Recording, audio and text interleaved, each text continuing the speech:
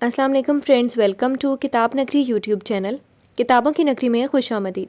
मैं हूं आपकी होस्ट इकरा यासीन और आज मैं आपके लिए लेकर आई हूं फरीहा मिर्ज़ा की कलम से तहरीर करदा नावल और धूप में बारिश होने लगी कि एपिसोड नंबर 5 को लेकर। इस एपिसोड को स्टार्ट करने से पहले जल्दी से कर लीजिए चैनल को सब्सक्राइब, वीडियो को लाइक और क्लिक कर लीजिए बेल आइकन को। अब आते हैं एपिसोड की जानिब। मोहब्बत धूप जैसी होती है, कभी ये छाँव होती है, कभी ये मुस्कुराती है, कभी ये दर्द देती है।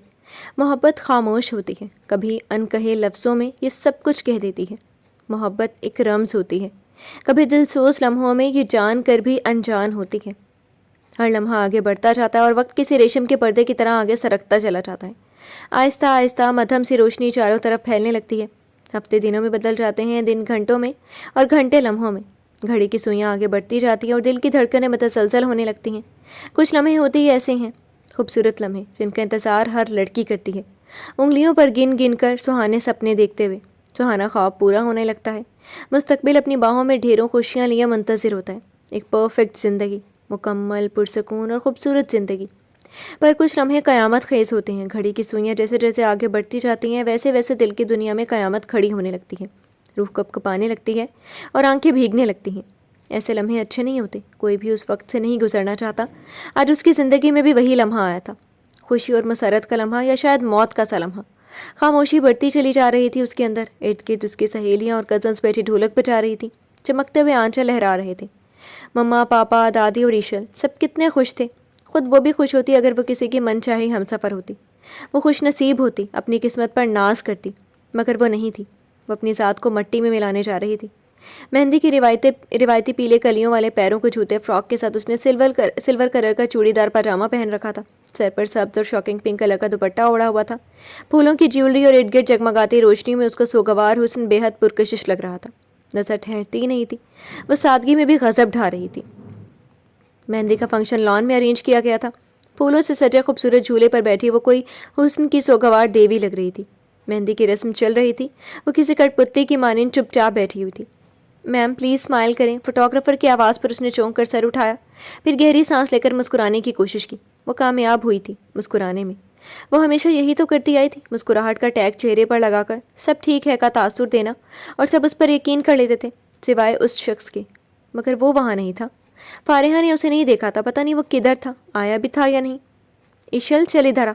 दादी ने ईशल को पुकारा। वो अपना डार्क पर्पल और ऑरेंज कलर का गरारा संभालती खड़ी हुई थी। इधर आ आलम। जहांगीर से कोई बात करता आलम चौंका था, फिर सर हिलाकर मुस्कुराते हुए दादी की तरफ बढ़ा। उधर से ईशल अपने दुपट्टे में उलझती हुई स्टेज की तरफ बढ़ी थी और दूसरी जानिब से आलम संजीदा सा चेहरा लिए दादी के पास आ खड़ा हुआ था। ईशल मेहंदी लगा फारिहा को। दादी ने उसे इशारा किया। वह सर हिलाते हुए झूले में फारिहा के साथ जा बैठी थी। आप बहुत प्यारी लग रही हैं आप ही, कल दुल्हन बनकर आप बहुत प्यारी लगेंगी। उसने फारिहा के हाथ पर मेहंदी लगाते हुए झुककर सरगोशी की थी और अपने बाजू उसकी गिर्द लपेट लिए। खूबसूरत दुल्हनें तो बहुत होती हैं, मगर हर खूबसूरत दुल्हन की किस्मत खूबसूरत नहीं होती। फारिहा ने नरमी से उसका गाल छुआ। आपकी किस्मत भी बहुत खूबसूरत होगी, इशल ने इतने यकीन से कहा था कि वो उसे देख कर रह गई थी। फारिहा, मैं तुम्हारा भाई हूँ, कभी भी कोई मसला हो बिला झिझक मुझसे कह देना। आलम ने उसके सर पर हाथ रखा था। वह सर हिलाकर मुस्कुराई थी। थैंक यू आलम, मेरी बहन का ख्याल रखना। ये बहुत मासूम है और मुझे बेहद अजीज़ है। वो बड़ी बहनों की तरह इशल के लिए फ़िक्रमंद थी, उसे ताकीद कर रही थी। ये नावल आप किताब नगरी यूट्यूब चैनल पर देख रहे हैं। तुम फिक्र मत करो, तुम्हारी बहन कितनी मासूम है मैं अच्छे से जानता हूँ। आलम कह तो फारिहा से रहा था, मगर जताती नजरें इशल पर मरकूज थी। हम बहुत मासूम हैं, समझिए आप। इशल तड़क कर बोली थी और एकदम खड़ी हुई थी। हाई हील्स के साथ गरारा उलझा था और इससे पहले कि वह स्टेज पर मुंह के बल गिरती, आलम ने बर्क रफ्तारी से उसका हाथ थाम कर गिरने से रोका था। जब संभाली नहीं जाती तो क्यों पहनती हो हाई हील्स? वो उसका हाथ छोड़कर अब गुस्से से उसे देख रहा था। इशल ने दूर खड़ी कश्यप को देखा जो मुस्कुरा रही थी, लेकिन वह इस सीन को एंजॉय कर रही थी। मैं तुमसे बात कर रहा हूँ, क्यों पहनी थी हाई हील्स? आलम ने माथे पर बल डालकर पूछा। हमारी मर्जी, आपको इससे क्या? उसने आंखें घुमाई थी। वो अब उससे ये तो नहीं कह सकती थी कि उसके बराबर आने के लिए ही तो उसने हाई हील्स पहनी थी। आलम की हाइट 6 फुट से ऊपर थी और इशल बमुश्किल 5 फुट 4 इंच की थी। वो मुश्किल से आलम के कंधे तक आती थी और ये आइडिया भी तो कश्यप का ही था। नॉवेल्स में हीरो हीरोइन का हाथ थामकर गिरने से बचाता है, वो दोनों एक दूसरे की आंखों में देखते हैं और फिर उन्हें मोहब्बत हो जाती है। कश्यप ने उसके कान भरे थे और बस वो ये वाला फार्मूला ट्राई करना चाहती थी, लेकिन यहाँ तो हीरो ने उसका हाथ इतनी ज़ोर से पकड़ा था कि कलाई सुर्ख हो गई थी। और आंखों में देखना तो दूर की बात, आलम के गुस्से से भरी आंखों में देखने की हिम्मत तो कम से कम इशल में नहीं थी। बिहेव योरसेल्फ, आलम ने नागवारी से कहा। اس نے ناک سکوڑی۔ اشل، فارحہ نے دبی دبی آواز میں اسے ٹوکا۔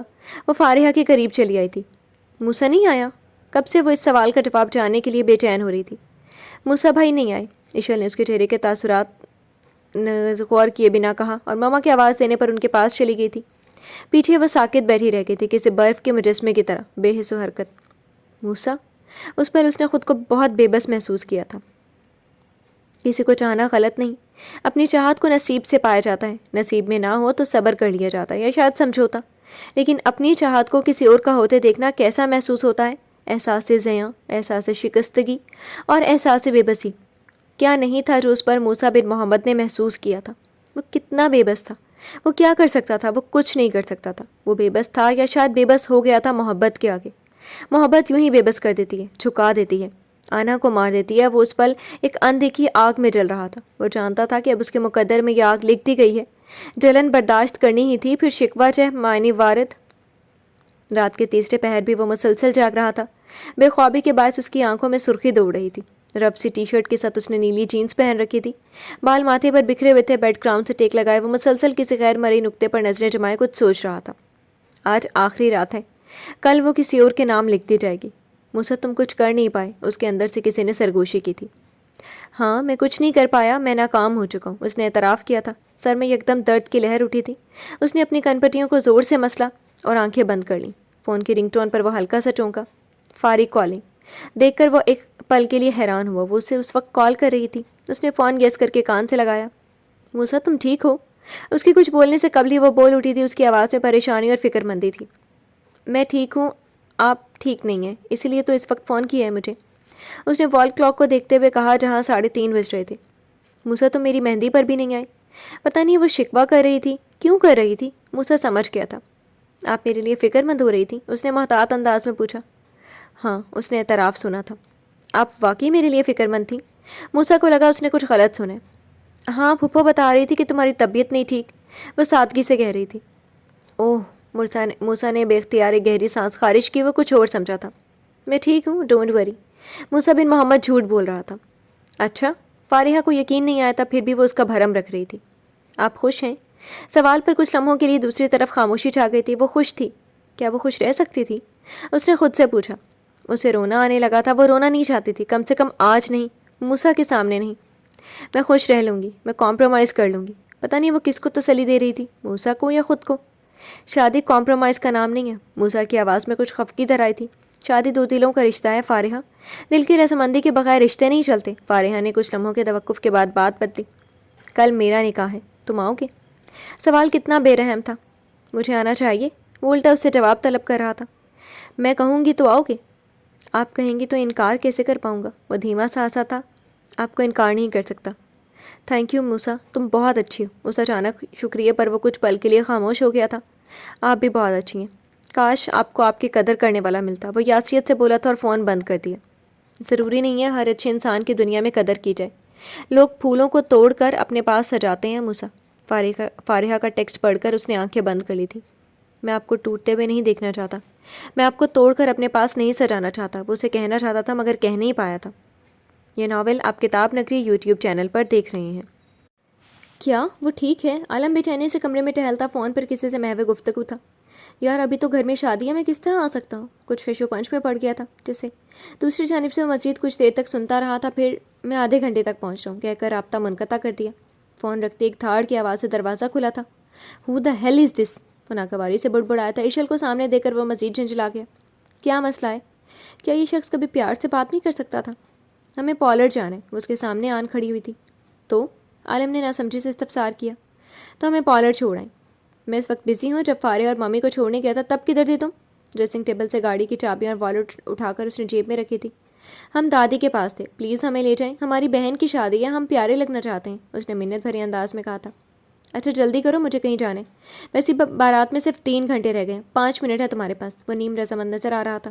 بس ہم ابھی آئے، وہ چٹکی بجا کر بولی تھی اور بھاگتے ہوئے اپنے کمرے میں گئی تھی۔ اتنا تو وہ جانتی تھی کہ 5 منٹ کا مطلب 5 منٹ تھا، 1 سیکنڈ بھی لیٹ ہوئی تو عالم نے چھوڑ جانا تھا۔ سرخ رنگ بہت گہرا ہوتا ہے، بہت خوبصورت رنگ ہے، قدرت کا رنگ، امن کا رنگ، زندگی کا رنگ۔ قدیم رومن سرخ رنگ کو فتح کا نشان سمجھتے تھے۔ سرخ لباس پہن کر لڑکی کسی کا دل فتح کر سکتی ہے. وہ اس قدر پرکشش لگتی ہے کہ کالی گھٹاؤں میں چھپا چاند بھی شرما جاتا ہے. خود کو آئینے میں دیکھتے ہوئے بے اختیار فارحہ کا دل دھڑکا تھا. سرخ رنگ کے روایتی خوبصورت لہنگے میں وہ کس قدر حسین لگ رہی تھی. نفاست سے کیے گئے میک اپ نے اس کے چہرے کے ایک ایک نقش کو واضح کر دیا تھا. بڑی بڑی نشیلی آنکھوں میں کاجل کی سیاہی تہ رہی تھی. وہ کچھ پل مبہوت ہو گئی تھی. بیوٹیشین نے اس کے ماتھے پر سنہرا روبی کا ٹیکا سیٹ کیا تھا اور سرخ دوپٹہ اس کے سر پر اڑھایا. کیا وہ اتنی خوبصورت تھی؟ اسے حیرت ہوئی تھی. رشک آیا تھا خود پر. مگر اس کی قسمت کتنی بدصورت تھی. اسے رونا آیا تھا اپنے نصیب پر. کیوں میں آج اتنی خوبصورت لگ رہی ہوں کہ آئینے میں خود کو دیکھ کر رشک آتا ہے، اور میری قسمت اتنی سیاہ ہے کہ خود سے نفرت کرنے کا دل چاہتا ہے. ایک استہزائیہ مسکراہٹ نے اس کے لبوں کا احاطہ کیا تھا. آپ بھی اب اتنی پیاری لگ رہی ہیں کہ سمیر بھائی آپ کو دیکھتے ہی بے ہوش ہو جائیں گے. ایشل نے خوشی سے گالوں پر ہاتھ رکھ کر اسے چھیڑا تھا. وہ پتہ نہیں کیوں ہنستی تھی. اسے یہ مذاق لگا تھا، جیسے کوئی اس کا مذاق اڑا رہا ہو. ایشل، ماما پاپا کا خیال رکھنا. فارحہ نے اس کا ہاتھ تھام کر نرمی سے سمجھایا. جی آپی، وہ نم آنکھوں سے بولی تھی. عالم انہیں مقررہ وقت پر پارلر سے پک کرنے آیا تھا. وہ فارحہ کا ہاتھ تھامے سلون کے گیٹ پر کھڑی تھی. اسٹریٹ لائٹ کی روشنی میں اس کا چہرہ جگمگ کر رہا تھا. ڈیپ بلو کلر کی لمبی فراک کے ساتھ اس نے پارٹی میک اپ کیا ہوا تھا. بالوں کی بیک کامبنگ کر کے میسی جوڑا بنایا ہوا تھا. چہرے کے ارد گرد چند الجھی ہوئی لٹیں بکھری ہوئی تھیں. بلا شبہ ایشل بہت پیاری لگ رہی تھی. عالم نے گہری نظر اس پر ڈالی تھی، البتہ کہا کچھ نہیں. فارحہ کی گاڑی میں بیٹھنے کے بعد وہ فرنٹ سیٹ پر بیٹھنے لگی تھی، مگر وہاں پہلے سے کسی لڑکی کو بیٹھے دیکھ کر اسے شوق لگا تھا. تم پیچھے بیٹھو، عالم نے سنجیدگی سے کہا. ہم پیچھے کیوں بیٹھیں؟ وہ سینے پر ہاتھ باندھے کھڑی تھی. ابھی بحث مت کرو اور چپ چاپ جا کے پیچھے بیٹھو، عالم نے سختی سے کہا. ہم نہیں بیٹھیں گے، وہ ضدی بچی کی طرح بولی تھی. رہو پھر یہاں، عالم نے بے نیازی سے کہا تھا. رکو عالم، میں پیچھے بیٹھ جاتی ہوں. کب سے خاموش بیٹھی لڑکی بول پڑی تھی. عالم، یہ کون ہے؟ فارحہ نے بھی سوال کیا. یہ میری دوست ہے حورم، اور یہ میری کزن ہے فارحہ. عالم نے مختصر سا تعارف کروایا تھا. ایشل کا تعارف کروانا اس نے ضروری نہیں سمجھا تھا. ایشل نے غور سے اس لڑکی کو دیکھا. وہ 27-28 سال کی ایک خوبصورت لڑکی تھی. اس وقت سادہ سے حلیے میں تھی. چہرہ ایک طرف سے چادر سے چھپا رکھا تھا. اسٹریٹ لائٹ کی مدھم روشنی میں اس کے چہرے کی زردی نمایاں تھی، اور اس کے چہرے پر پڑے سرخ نشان. وہ حیران ہوئی تھی. اور یہ پیاری سی لڑکی کون ہے؟ حورم نے سوالیہ نظروں سے عالم کو دیکھا. یہ میری کزن ہے. عالم نے بڑے ٹھنڈے انداز میں ایشل کی بات مکمل ہونے سے پہلے ہی کاٹی تھی. وہ شوق کے سے عالم میں عالم کو دیکھتی رہی تھی، اور پھر فارحہ کے ساتھ پیچھے بیٹھ گئی تھی. تو کیا وہ عالم کی گرل فرینڈ تھی؟ محبوبہ؟ Secret affair? وہ سارا راستہ اندازے لگاتی آئی تھی. جی تو فرینڈس، کیسے لگی آپ کو آج کے ایپیسوڈ؟ کمنٹ سیکشن میں ضرور بتائیے گا. پھر حاضر ہوں گے ناول کے نیکسٹ ایپیسوڈ کے ساتھ. تب تک کے لیے اجازت دیجیے. شکریہ.